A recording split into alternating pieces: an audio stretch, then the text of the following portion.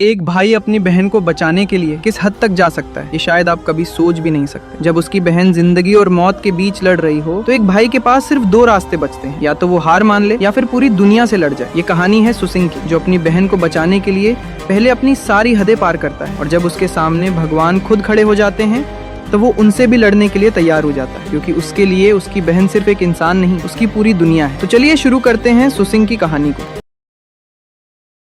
Ferryman गुस्से में कहता है, ठीक है लड़के, अब मैं तुम्हें अपनी ट्रू पावर दिखाता हूँ। फिर वो आसमान की तरफ देखते हुए कहता है, लॉर्ड हेड्स, मुझे डेथ की पावर प्रदान कीजिए इस अहंकारी गॉड को खत्म करने के लिए। तभी फेयरमैन अपने असली ट्रू फॉर्म में आ जाता है। उसका पूरा शरीर लाल और काले कपड़ों से ढक जाता है और उसका रूप एक भयानक मॉन्स्टर जैसा हो जाता है। इसके बाद वो पूरी ताकत से सूजिंग पर हमला कर देता है। सच में फेरीमैन सूजिंग को बहुत गंदा बजाता है। सूजिंग उसके लगातार हो रहे अटैक से बचने की पूरी कोशिश करता है, लेकिन फेरीमैन की स्पीड और पावर पहले से कहीं ज्यादा बढ़ चुकी थी। लेकिन फेरीमैन का कर्स अब सूजिंग की हड्डियों तक पहुंच चुका था। आखिरकार फेयरमैन अपने विशाल पंजे से सूजिंग को पूरी तरह दबा लेता है। सूजिंग की पूरी बॉडी दर्द से टूटने लगती है और उसकी आंखों के सामने अंधेरा छाने लगता है। फेयरमैन हंसते हुए कहता है, तुम अंडरवर्ल्ड के ट्री के इस फॉर्म से कभी नहीं बच सकते। तुम्हारा खेल खत्म हो चुका है सूजिंग भाई। सूजिंग फेयरमैन की पकड़ से निकलने की पूरी कोशिश करता है, लेकिन उसकी हालत इतनी खराब थी कि वो हिल तक नहीं पा रहा था। तभी सूजिंग को अपनी बहन युआन दिखाई देती है। वो कमजोर आवाज में कहता है, आई एम सॉरी युआन, मैं तुम्हें नहीं बचा सका। और अब युआन को बचाने के लिए सिर्फ 1 मिनट से भी कम समय बचा था। सिस्टम लगातार वार्निंग पर वार्निंग दिए जा रहा था। तभी युआन की एक परछाई सूजिंग के पास आती है और उसे गले लगाकर कहती है, कोई बात नहीं भैया, अब सिर्फ कुछ ही सेकंड बचे हैं युआन को बचाने के लिए।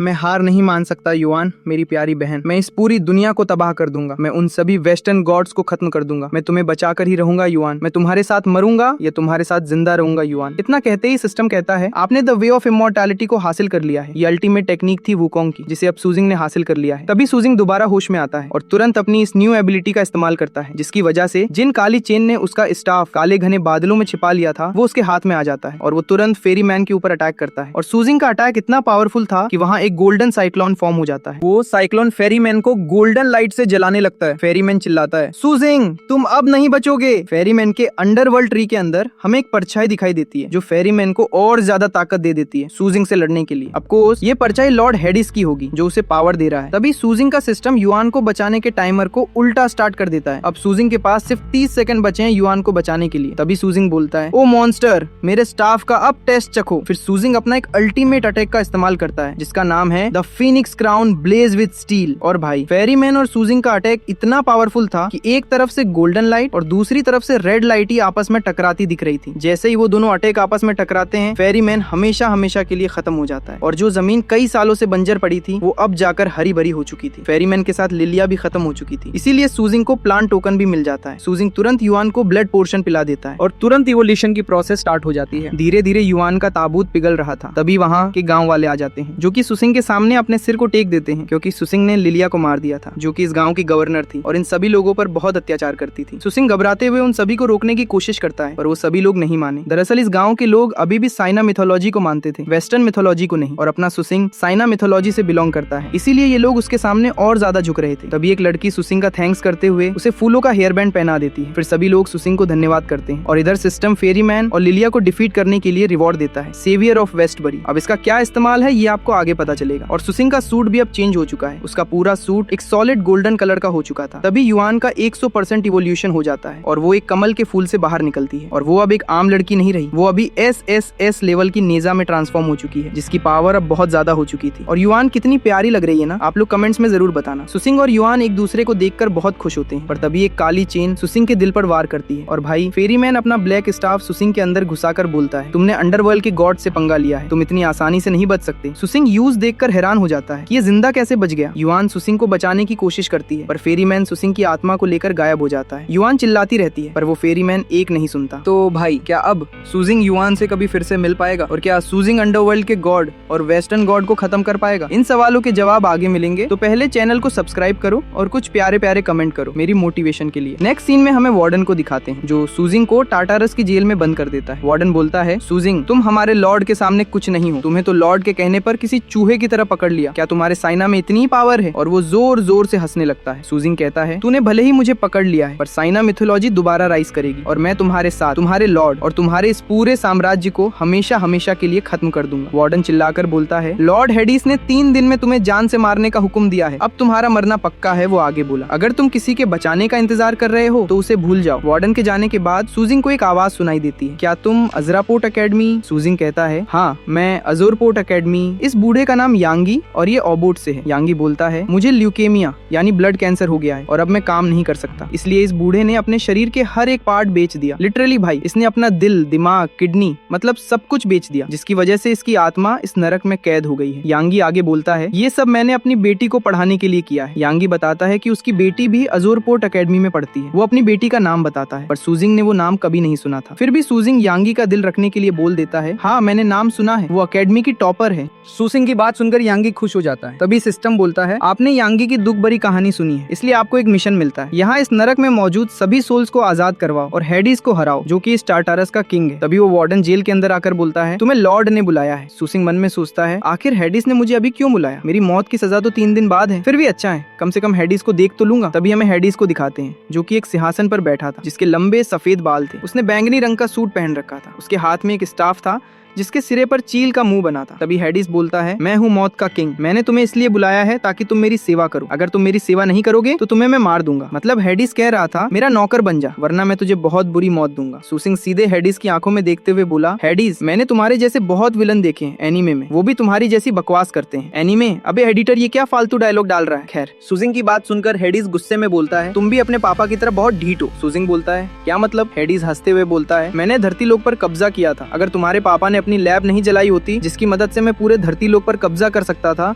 तो आज धरती लोक पर वेस्टर्न गॉड्स की जगह मेरा कब्जा होता। हेडिस आगे बोलता है, तुम अपने आप को कोई मामूली इंसान मत समझो, मेरे साथ मिल जाओ। इस पाताल लोक में मेरे बाद सबसे ज्यादा पावर तुम्हारे पास होगी। सुजिंग चिल्लाकर कहता है, मुझे तेरे जैसे 2 कौड़ी के नरक के किंग के साथ काम करने में कोई दिलचस्पी नहीं है, मैं तो बस तुझे हमेशा के लिए खत्म कर दूंगा। ये सुनते ही हेडिस गुस्से से चिल्लाया, अब तुम मरने के लायक बचे हो, इसे उठाकर रूम नंबर 666 में बंद कर दो, ताकि इसे पता चले कि मैंने इसके बाप को कितना तरपाया था, और इसे इसके बाप से 10 गुना ज्यादा दर्द देना। तभी वार्डन सुजिंग को रूम नंबर 666 में बंद करते हुए कहता है, यहाँ कोई मैजिक काम नहीं करता, तुम्हारी फिजिकल एबिलिटी ही तुम्हें यहाँ जिंदा रख सकती है। वार्डन के जाते ही 3 हट्टे कट्टे सांड जैसे पहलवान सुजिंग के पास अंधेरे से आते हैं और सुजिंग से कहते हैं, ये कितना प्यारा बच्चा है, चल बच्चे हमारी सेवा में लग जा। तभी 1 सेकंड के लिए अंधेरा हो जाता है और जब उजाला होता है तो सुजिंग उन तीनों का जूस निकाल चुका होता है और उनके ऊपर बैठा होता है। वो तीनों दर्द से करा रहे थे, प्लीज हमें छोड़ दो, बहुत दर्द हो रहा है। सुजिंग कहता, ठीक है मैं तुम्हें छोड़ दूंगा, तुम बस मेरे एक क्वेश्चन का जवाब दो, क्या तुम लोगों ने कभी सुनजीक्यू के बारे में सुना है? एक गंजा शख्स कहता है, वो साइंटिस्ट? सुजिंग कहता है, मुझे उनके बारे में बताओ। वो गंजा कहता है, लगभग ये 10 साल से भी पहले की बात है। उस वक्त में नया इस रूम नंबर 666 में आया था। शुरू में उन्हें यहाँ बहुत सताया और चिढ़ाया गया था, लेकिन जल्द ही अपने कमाल के ज्ञान की वजह से उन्होंने इस काल कोठरी में सबका दिल जीत लिया। यहाँ तक कि उन्होंने इस रूम के सबसे खतरनाक और बदतमीज कमीने को भी उन्हें प्रोफेसर कहने पे मजबूर कर दिया था, लेकिन उनके साथ बहुत बुरा हुआ। सुजिंग चौंक कर बोला, क्या हुआ था? उन्होंने इस जेल की पाबंदी को तोड़ने और बगावत करने के लिए एबियंस स्टाफ चुरा लिया था। इस चक्कर में ज्यादातर कैदी मारे गए। हेडिस उन्हें अपने साथ ले गया और उनकी आत्मा को जिंदा जलाकर राख कर दिया। सुजिंग कोड़ी गम भरी आवाज में बोलता है, क्या तुम्हें और कुछ पता है? वो बोलता है, मुझे और कुछ नहीं पता। तभी सुजिंग सोचता है, वो एक साइंटिस्ट थे, पक्का उन्होंने कुछ तो बैकअप रखा ही होगा। तभी सिस्टम बोलता है, एक सुराग पता चला है जो एबियंस स्टाफ में लॉक है। एबियंस स्टाफ को छूते ही वो बाहर आ जाएगा और आप इस नरक से वापस अपनी दुनिया में जा सकते हैं। हाँ, ये वही स्टाफ है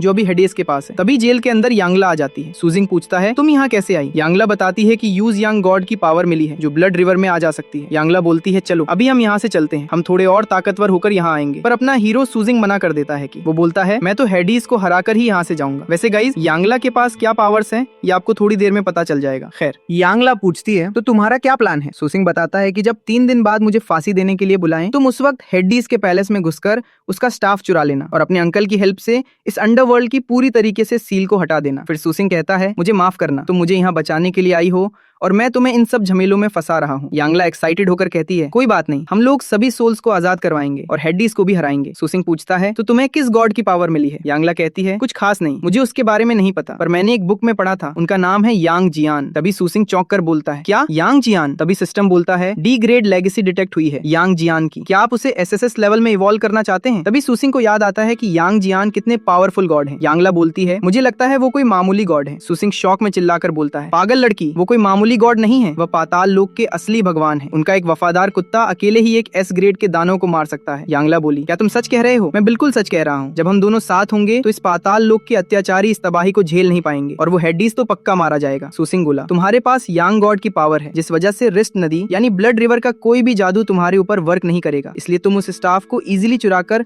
मेरे पास ला सकती हो। उसके बाद मैं यूज चुकर अपनी पावर का इस्तेमाल कर सकता हूँ। इसके बाद हमें 3 दिन बाद का सीन दिखाते हैं, जहाँ सुसिंग को जंजीरों से बांधकर हेडिस के पास ले जाया जाता है। वहाँ हजारों की तादाद में आत्माएं थी और ये सभी आत्माएं साइना मिथोलॉजी को मानती थी। इसीलिए जब उन्होंने सुसिंग को जंजीरों से बंधे देखा तो उन्हें बहुत दुख हुआ, पर वो लोग कुछ नहीं कर सकते थे। तभी वहाँ लॉर्ड हेडिस आ जाता है, जिसे उसके सभी गार्ड्स प्रणाम करते हैं और उसकी जय जयकार करते हैं। हेडिस अपने सिंहासन पर जाकर बैठ जाता है और भाई साहब हेडिस सुसिंग की मौत को ब्रॉडकास्ट करता है। हाँ भाई, वो सच में लाइव स्ट्रीम कर देता है, जो धरती पर सभी जगह लाइव चालू हो जाती है। लिटरली वो खुद सामने आ चुका था। वो दिखाना चाहता था कि हेडिस से ताकतवर कोई नहीं है। वो स्पेशली वेस्टर्न गॉड्स के वंशजों को दिखाना चाहता था कि तुम मेरे सामने कुछ नहीं हो। सभी लोग ये देखकर एकदम दंग रह जाते हैं, क्योंकि कहीं ना कहीं सुसिंग ने एक उम्मीद जगाई थी कि साइना मिथोलॉजी फिर से राइज करेगी और सुसिंग सबका फेवरेट सुपर हीरो बन चुका था। इसीलिए सभी लोग उसके लिए परेशान थे। पर भाई सुसिंग का प्लान अब उल्टा गया था, क्योंकि हेडिस अपना स्टाफ अपने साथ लिए हुए था। बिना स्टाफ के सुसिंग की पावर वापस नहीं आ सकती थी। इसलिए सुसिंग ने मन में सोचा, मुझे हेडिस को अपने पास बुलाना होगा ताकि मैं उसका स्टाफ ले सकूं। और सुसिंग हेडिस को भड़कने के लिए कहता है, मुझे तुमसे बात करनी है। हेडिस बोलता है, तो बच्चे, आखिरकार तुम मेरे पैरों में गिरकर मेरे नौकर बनना चाहते हो? हेडिस की बात सुनकर लाइव देख रहे सभी लोग एकदम दंग रह जाते हैं। तभी एक लेडी बोली, मुझे तो पहले से पता था, ये साइना मिथोलॉजी वाले बस डरपोक होते हैं। एक लड़का बोला, क्या इसे मैंने अपना आइडियल और हीरो माना था? ये तो धोखेबाज निकला। तभी सुसिंग बोलता है, हेडिस, तुम अपने गार्ड से ही लोगों को तड़पाते हो। मैं चाहता हूँ कि तुम मुझे खुद तड़पा कर मारो। फिर सुसिंग हदेस को और बढ़ते हुए कहता है, क्या तुम मुझसे डरते हो हदेस? अगर तुमने मना किया तो ऑब्वियस है तुम मुझसे डरते हो। तभी हेडिस बोलता है, तुम सीना मिथोलॉजी वाले हमेशा से ऐसे बदतमीज होते हो क्या? जैसा बाप था वैसा ही बेटा है। ठीक है, तुम्हारी आखिरी इच्छा पूरी कर देता हूँ। और भाई हेडिस सीधे सुसिंग की गर्दन पकड़े हुए बोलता है, ठीक है, तो अब मरने के लिए तैयार हो जाओ बच्चे। और भाई लिटरली हेडिस सुसिंग को नरक की आग से तड़पाने लगा है। सुसिंग के पूरे शरीर पर जलने के निशान आ चुके थे। हेडिस बोलता है, बेटा, मैं तुम्हें तुम्हारे बाप से भी ज्यादा तड़पाऊंगा। और भाई लिटरली सुसिंग को वो नरक की आग में जला रहा था। जो लोग लाइव देख रहे थे वो रोने तक लगते हैं। वो मंजर देखकर हर कोई, जो भी सीना मिथोलॉजी में यकीन करते थे, सब एक साइड से रो रहे थे। और इधर सुसिंग की हालत पूरी तरह खराब हो चुकी थी, पर फिर भी वो अपने पैरों पर खड़ा रहा। तभी वहाँ एक शैडो आती है और लाइव स्ट्रीमिंग के सिग्नल गायब कर देती है। हेडिस उस शैडो को तुरंत पहचान जाता है। वो बोलता है, ये तो जो किंगशान है। वैसे ये वही शैडो है, मतलब ये यांगला के अंकल हैं। उनके पास शैडो की पावर है। वो एक एक करके हेडिस के सभी गार्ड्स को पेल रहे थे। तभी हेडिस अंकल को मुक्का मार देता है और अंकल एक बार में घायल हो जाते हैं और जमीन पर गिर जाते हैं, क्योंकि भाई हेडिस इस पाताल लोक का किंग था। उसके लिए ये मामूली शैडो कुछ नहीं है। हेडिस जैसे ही अंकल के पास जाता है, तभी अंकल उस पर अपना एक शैडो मुंह का अटैक कर देते हैं, जिसकी वजह से उसका स्टाफ सुसिंग के पास जाने लगा है। पर तभी हेडिस अपने स्टाफ को सुसिंग के पास जाने से रोक देता है। पर तभी यांगला वो स्टाफ पकड़कर सुसिंग की तरफ फेंकती है। पर हेडिस एक बार फिर से स्टाफ को कंट्रोल करने वाला होता है, पर यांगला के अंकल उस पर अपना अल्टीमेट शैडो मुंह चल देते हैं, जिसकी वजह से हेडिस अपना कंट्रोल खो बैठता है और स्टाफ सोल्स के बीच जा गिरता है। और उस स्टाफ को क्यूयांग अंकल उठा लेते हैं, जिसे देखकर हेडिस चिल्ला पड़ता है, तुम्हारी हिम्मत कैसे हुई मेरे स्टाफ को छूने की? हेडिस को यांगला के अंकल ने इतनी जोर से अपने शैडो मुंह में फंसा रखा था कि उनके मुंह से खून निकल आता है, पर फिर भी वो हेडिस को नहीं छोड़ते। और उधर क्यूयांग अंकल सुसिंग की कोई बात नहीं सुनते और ना ही सुसिंग को स्टाफ देते हैं, बल्कि वो अंकल उस स्टाफ को छूते ही कोई न्यू पावर अनलॉक कर देते हैं और हेडिस पर अटैक कर देते हैं। पर भाई लॉर्ड तो लॉर्ड होता है, वो क्यूयांग अंकल को एक बार में हरा देता है, जिसकी वजह से स्टाफ सुसिंग के सामने आकर गिरता है। पर सुसिंग उससे बहुत दूर था और वो चेन से बंधा हुआ था, पर फिर भी सुसिंग स्टाफ की तरफ बढ़ता है। और इधर क्यूयांग अंकल ने हेडिस का पैर पकड़कर उसको रोके रखा था, पर हेडिस ने उन्हें एक बार में खत्म कर देता है और स्टाफ लेने की तरफ बढ़ जाता है। पर रास्ते में वो यांगला को एक ही अटैक में उसे ब्लड रिवर में फेंक देता है। तब तक सुसिंग स्टाफ को पकड़ चुका था। तभी सिस्टम बोलता है, अंडरवर्ल्ड रेलिक टच्ड हो गया है, अचीवमेंट अनलॉक हो गई है, havoc in hell condition meet हो गई है, ट्रांसफर लाइफ एंड डेथ की। और भाई सुसिंग की बॉडी गोल्डन लाइट में ग्लो करने लगती है और उसकी सारी बेड़ियां टूट जाती हैं और वो वापस से अपने वुकोंग के फॉर्म में आ जाता है। और फिर सुसिंग कहता है, हेडिस मरने के लिए तैयार हो जाओ, और हेडिस पर अटैक कर देता है। हेडिस कई कदम दूर तक फिसल जाता है। तभी सुसिंग उसको 2-3 अटैक कर देता है और हेडिस को बहुत गंदा बजाता है, जिसकी वजह से हेडिस दीवार में जा लगता है, जिसकी वजह से हेडिस को गुस्सा आ जाता है और वो अपने 3 पावरफुल भेड़ियों को सुसिंग के ऊपर छोड़ देता है। पर भाई सुसिंग अपना हीरो है, वो कैसे हार मान सकता है? और सुसिंग देखते ही देखते उन तीनों भेड़ियों को खत्म कर देता है, जिसे देखकर अब हेडिस की फटने लगती है। और फिर सुसिंग उस पर बहुत ही तगड़ा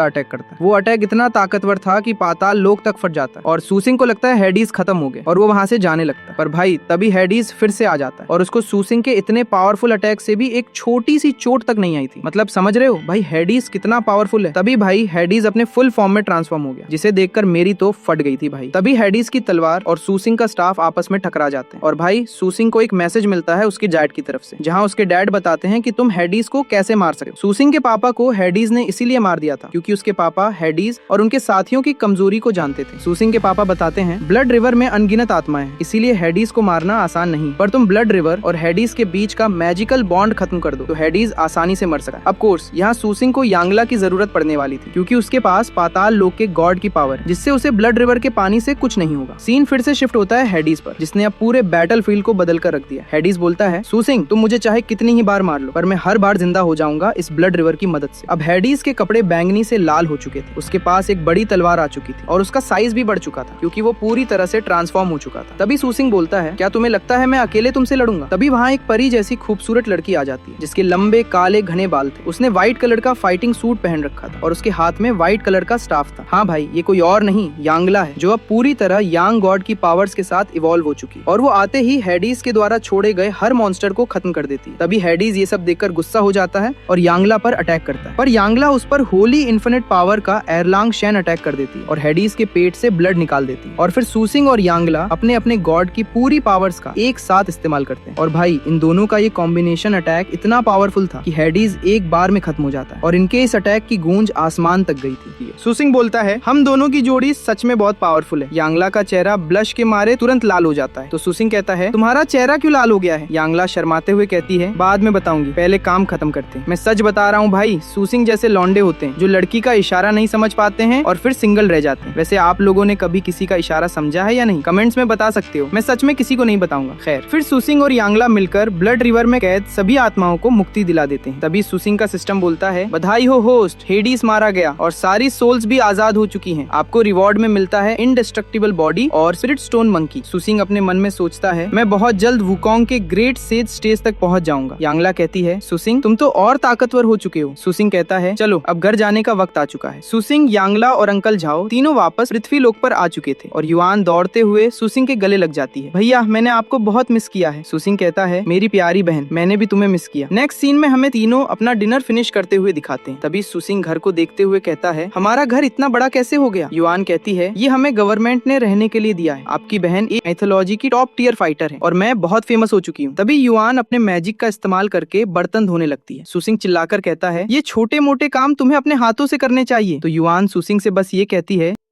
मतलब ये जो फिर वही बात आ जाएगी, जो गरीब हो ना आदमी, यो साला अपनी आदत से गरीब हो।